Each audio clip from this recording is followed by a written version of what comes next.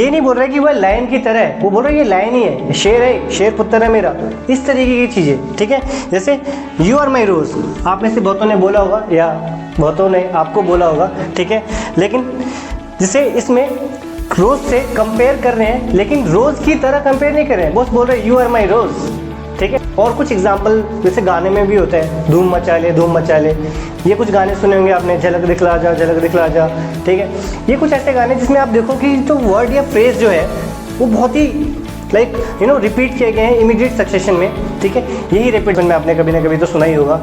चंदू के चाचा ने चंदू की चाची को चांदी के चम्मच से चटनी चटाई। इन सभी में देखिए चंदू, चाचा, चटनी, चांदी के चम्मच। ठीक है, इन सभी में चाचा का साउंड रिपीट हो रहा है, तो बेसिकली ये एलिट्रेशन ही है। ठीक है, hello everyone, this is Mithilesh, welcome to calcu vibes. Sarathi batch का इंग्लिश का ये पहला लेक्चर होने वाला है, जिसमें हम इंग्लिश के एक बहुत ही इंपॉर्टेंट टॉपिक को डिस्कस करेंगे, जिसका नाम है पोएट्री डिवाइसेस। पोएट्री डिवाइसेस क्या होते हैं और क्यों इसका यूज़ किया जाता है और कैसे हम इसे ईजिली तरीके से समझ सकते हैं, ये सब जानेंगे आज के इस लेक्चर में।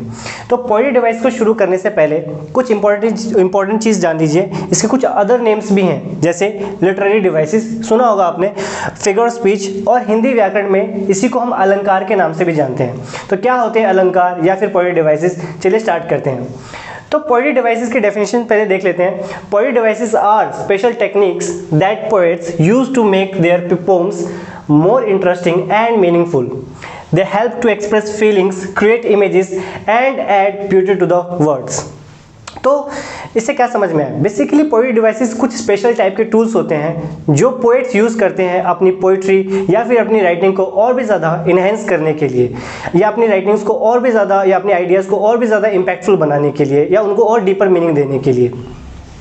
एग्जाम्पल समझते हैं। आप एक पेंटर को देखिए, वो किस तरीके से अपने ब्रश का या अपने कलर का यूज़ करता है, अपनी एक स्पेशल टेक्निक्स की तरीके से यूज़ करता है। नॉर्मल पर्सन थोड़ी ना यूज़ कर सकता है उसे। अगर मैं आपको दूंगा पेंट या ब्रश या फिर कलर, तो आप उसे कैसे यूज़ करेंगे? आप एक बहुत बेहतरीन पेंटिंग बना सकते हैं, शायद आप बना भी दें, बट शायद नहीं भी। लेकिन एक पेंटर उसको इस तरीके से यूज़ करता है कि ऐसा लगता है जैसे कि उसकी पेंटिंग्स में कुछ अलग ही है। सेम इसी तरीके से जो पोएट होता है वो अपनी पोइट्री में वर्ड्स को कुछ इस टेक्निक से यूज़ करता है कि उसकी पोइट्री बहुत ही ज़्यादा इम्पैक्टफुल और डीपर मीनिंग देता है। उसमें एक अलग तरह का साउंड, एक रिदम और एक कंपैरेटिव या फिर एक बहुत डीपर मीनिंग होता है। ये होता है बेसिकली पोएट्री डिवाइसेस।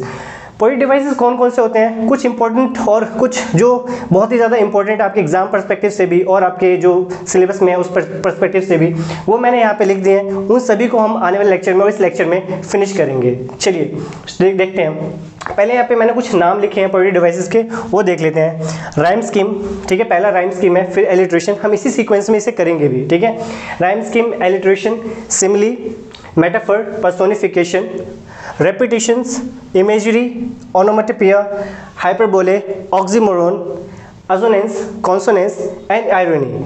ये सभी पोएट्री डिवाइसेस है जो बहुत ही ज़्यादा इंपॉर्टेंट है। ठीक है, आप इन्हीं को ज़्यादातर आपको क्या कहते हैं मिलेंगे, आपको जो आपके सिलेबस में एग्जाम्स में आएंगे, इन्हीं में से आपको क्वेश्चंस आएंगे। ठीक है, तो चलिए शुरू करते हैं फर्स्ट पोएट्री डिवाइसेस से, जो कि है राइम स्कीम। तो चलिए देखते हैं सबसे पहले पोएट्री डिवाइसेस को, जो कि है राइम स्कीम। तो क्या होती है राइम स्कीम? पहले इसकी डेफिनेशंस को देखते हैं। ठीक है, it is the pattern of sounds that repeats at the end of each line in a poem. Poets use letters to indicate which lines rhyme with each other like AA, BB or AB, AB. क्या मतलब है इसका? देखिए, आप pome पढ़ते हैं, ठीक है, और पोम में स्टैंजाज होते हैं, और हर एक स्टैंजा की जो लाइंस होती है वो कुछ एक अलग साउंड पे ख़त्म होती है। जैसे कि आप देखेंगे कि हर एक लाइन में एक साउंड है, उसमें भी हर लाइन में एक साउंड आ रहा है। ठीक है, एक एग्जांपल से समझते हैं इस चीज़ को। यहाँ पे एक बहुत ही बेसिक एग्जांपल लिया है, बचपन में आप सभी ने इस पोम को ज़रूर पढ़ा होगा या सुना होगा। ठीक है, twinkle twinkle little star how I wonder what you are, up above the world so high like a diamond in the sky. इसमें आप फर्स्ट टू लाइंस को देखिए, ये एक पोएम की स्टैंजा है। ठीक है, और इसमें जो फर्स्ट लाइन है ट्विंकल ट्विंकल लिटिल स्टार, इस पर आप फोकस करिएगा, how I wonder what you are. इन दोनों ही लाइन में एक सेम तरह का साउंड का पैटर्न था। ठीक है, स्टार आर, क्योंकि ये सेम तरह का साउंड है। ठीक है, इसलिए हम इसको एक नाम देते हैं ए और ए। नेक्स्ट लाइन को देखते हैं, up above the world so high like a diamond in the sky. ये जो दो नेक्स्ट टू लाइंस हैं वो फर्स्ट लाइन से मैच नहीं कर रही हैं, फर्स्ट वाले साउंड से मैच नहीं कर रही हैं, ठीक है, बट ये दोनों आपस में मैच कर रही हैं, तो इनको हम एक अलग लेटर दे देते हैं, that is B and B. तो बेसिकली आप देखो कि ट्विंकल ट्विंकल लिटिल स्टार और आर ये दोनों सेम है, इसलिए हमने इसे ए दिया। And so high and in the sky ये दोनों एक सेम तरह का साउंड दे रहे हैं, इसलिए हमने इसे बी बी नाम दिया है। तो बेसिकली यही होते हैं राइम, ठीक है। बहुत सारे पोम मिलेगा जिसमें आपको ए मैच करेगा, फिर उसके बाद बी है, फिर नेक्स्ट वाले में सी आ रहा है, ठीक है। तो इसी तरीके से हम उसको बेसिकली लेटर्स देते हैं, ठीक है। ये था राइम स्कीम, ठीक है। इसकी इंपॉर्टेंस को समझिए, पोम के लिए इंपॉर्टेंट क्यों होते हैं। तो it gives the pome a musical quality and makes it more enjoyable. तो जब भी राइम्स डालते हैं पोइट्स, ठीक है, तो उससे पोम के अंदर एक बहुत ही म्यूजिकल क्वालिटी ऐड हो जाती है। जैसे बचपन में आपने एक कविता पढ़ी होगी, ठीक है, बहुत ही फेमस कविता है, मछली जल की रानी है, जीवन उसका पानी है, हाथ लगाओ डर जाएगी, बाहर निकालो मर जाएगी। इस पोम में भी आप देखो, इस कविता में भी देखो, एक राइम यूज हो रहा है कि मछली जल की रानी है, जीवन उसका पानी है। ये दोनों साउंड सेम तरीके के हैं, ठीक है। और बाकी दो लाइंस में देखो, हाथ लगाओ डर जाएगी, बाहर निकालो मर जाएगी, ये भी सेम तरह का साउंड दे रहे हैं। बट ये वाले जो लास्ट की जो टू लाइंस के साउंड है वो फर्स्ट टू लाइंस के साउंड से मैच डिफरेंट है, इसलिए इसमें भी हम ए और बी तरह का साउंड मैटर करता है। आप इस एग्जाम्पल से भी इसे याद रख सकते हैं। तो चलिए देखते हैं नेक्स्ट पोएट्री डिवाइस को। तो चलिए देखते हैं हमारे नेक्स्ट पोएट्री डिवाइस को, जो कि है एलिट्रेशन। तो क्या होता है एलिट्रेशन, पहले इसके डेफिनेशन को देख लेते हैं। It is the repetition of the same sound at the beginning of near by words in a line of a poetry. मतलब बेसिकली कि जो पोम की लाइन होती है उसमें सेम साउंड का रेपिटेशन होना, और वो भी at the beginning of a words, मतलब वर्ड्स के बिगिनिंग में सेम साउंड का रेपिटेशन होना, इसी को एलिट्रेशन कहते हैं। एक एग्जांपल से इसे समझते हैं। She sells by sea shores means कि जो यहाँ पे शी सेल्स, ये दो वर्ड्स, या फिर आगे देखो sea shells and sea shores, इन सभी वर्ड्स के बिगिनिंग में आप देखो स का साउंड रिपीट हो रहा है, दैट इज एलिट्रेशन। या फिर एक और एग्जांपल देख सकते हैं, green grass grew on the sidewalks, जहाँ पे ग्रीन ग्रास और ग्रू इन सभी वर्ड्स के बिगिनिंग में ग साउंड का रिपीटेशन हो रहा है।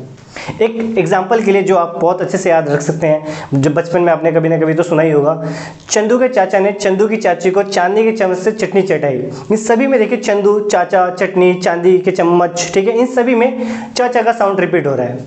तो बेसिकली ये एलिट्रेशन ही है, ठीक है। तो एलिट्रेशन होता है, इसके इंपॉर्टेंस को देखें, ये It adds a musical and rhythmic quality to the poem and helps emphasize important parts of the poem. Basically ये poem में बहुत ही म्यूजिकल और एक रिदमिक क्वालिटी ऐड करते हैं, जो कि पोएम के कुछ इंपॉर्टेंट पार्ट्स को और भी ज़्यादा एम्फेसाइज करते हैं, हाईलाइट करते हैं। That was alliteration for you. तो चलिए देखते हैं हमारे नेक्स्ट पोएट्री डिवाइस, जो कि है सिमिली, ठीक है। इसकी डेफिनेशन देखने से पहले आप देखिए ध्यान से, ये एक मिलता जुलता किसी एक वर्ड से मिलता जुलता है, जो कि सिमिलर है, सिमिलर वर्ड से मिलता जुलता है ये, मतलब SIMILAR वाले सिमिलर वर्ड से। तो सिमिलर वर्ड का मतलब क्या होता है, उसके जैसा, नॉट आइडेंटिकल की बिल्कुल वही, बट उसके जैसा। चलिए इसकी डेफिनेशन देख लेते हैं एक बार। इट इज़ अ वर्ड और phrase that shows comparison between two things using the words like और एज। क्या मतलब है कि इसमें हम कोई भी दो चीज़ का, चाहे वो लाइक हो सकती है या फिर अनलाइक हो सकती है, उनके बीच में हम कंपैरिजन करते हैं, बट कंपैरिजन करते हैं इन दोनों वर्ड्स का यूज़ करके, लाइक और एज, ठीक है। एग्जांपल देखते हैं। He is as brave as lion, यहाँ पे हमने ही को लायन से कंपेयर करा है और यूज कर रहे हैं उसमें हम ये दो word as. He is as brave as lion, मतलब वो लायन जैसा बहादुर है, लायन नहीं है बट लायन जैसा बहादुर है। एक और एग्जांपल देखते हैं। You are looking like a rose, हमने यहाँ पे यू का रोज के साथ कंपैरिजन करा है by using a word like. तो इन दोनों ही एग्जांपल में आप देखो, हम दो ही को लाइन से कंपेयर कर रहे हैं, जो कि दो बहुत अलग अलग चीज़ें हैं, और यू को रोज से।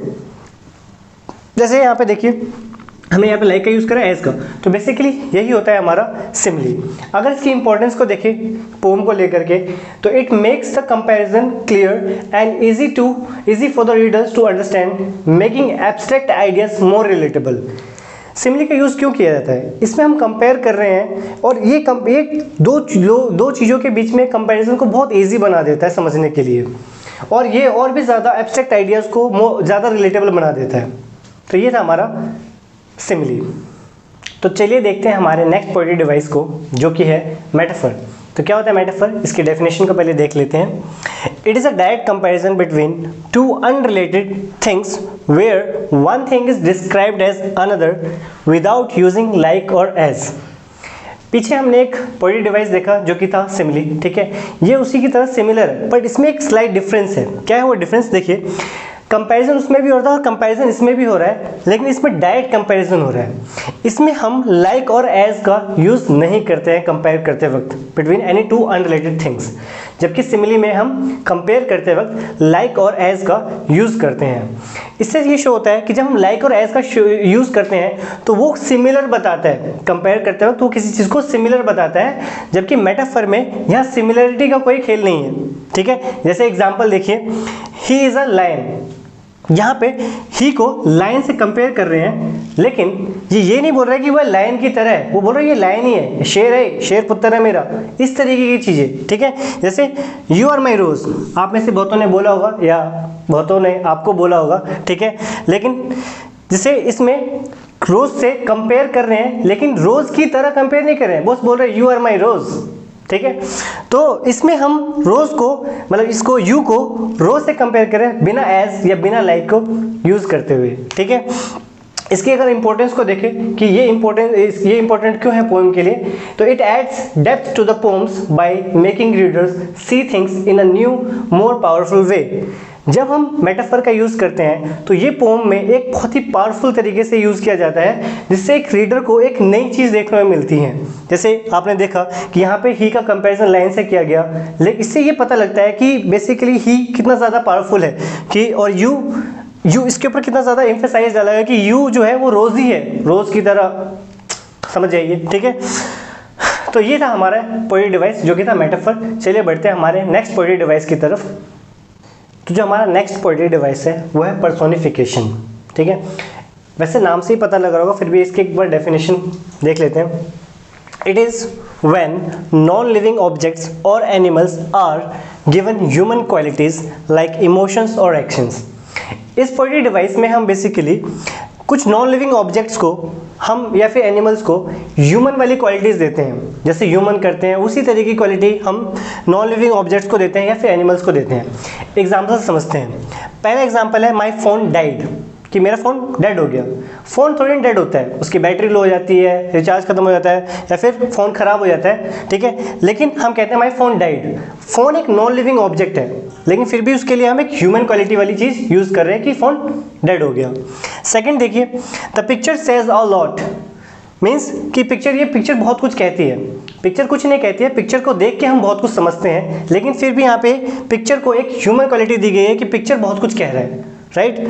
थर्ड जो हमारी जो एग्जांपल है वो है the wind is whispering outside, कि जो जिस तरह से हवा चल रही है ऐसा लग रहा है कि कुछ विस्पर हो रहा है, ठीक है। बट विंड ऑफ कोर्स एक नॉन लिविंग ऑब्जेक्ट है तो कुछ कह नहीं सकता, लेकिन फिर भी हम उसको एक ह्यूमन क्वालिटी दे रहे हैं। यही चीज़ होती है पर्सोनिफिकेशन। जब भी पोम्स में हम नॉन लिविंग ऑब्जेक्ट्स को ह्यूमन क्वालिटीज़ दे रहे हैं, इसी तरीके जैसे एग्जाम्पल्स देखें उसी को हम पर्सोनिफिकेशन कहते हैं। कुछ और एग्जाम्पल देखते हैं हिंदी से भी, जैसे एक गाना है चांद छुपा बादल में। चांद थोड़ी नहीं छुपता है, बादल आ जाते हैं तो चांद ढक जाता है, लेकिन फिर भी हम कहते हैं चांद छुपा बादल में। या फिर चांद मुस्कुराया, चांद एक नॉन लिविंग ऑब्जेक्ट है, वो कैसे मुस्कुरा सकता है, लेकिन फिर भी हम पोम्स में या फिर अपने गानों में, ठीक है, इस तरह की पोएट्री डिवाइसेस का यूज़ करते हैं ताकि वो और भी ज़्यादा इंटरेस्टिंग और इम्पैक्टफुल लगे, ठीक है। तो ये हमारा पर्सोनिफिकेशन था। इसके इंपॉर्टेंस को एक बार देख लेते हैं। It brings the poem to life, making objects और abstract ideas feel human and relatable. मतलब इसमें हम पोम को एक जिंदगी देते हैं, एक लाइफ देते हैं, और ये कुछ ऑब्जेक्ट्स को या एब्स्ट्रैक्ट आइडियाज़ को और भी ज़्यादा रिलेटेबल बनाता है या फिर ह्यूमन क्वालिटी जैसा बनाता है। ये देखते हैं हमारे नेक्स्ट पोएट्री डिवाइस को, जो कि है रेपिटेशन। क्या होता है रेपिटेशन? पहले इसकी डेफिनेशन को देख लेते हैं। It is when a word और a phrase is repeated multiple times for emphasis.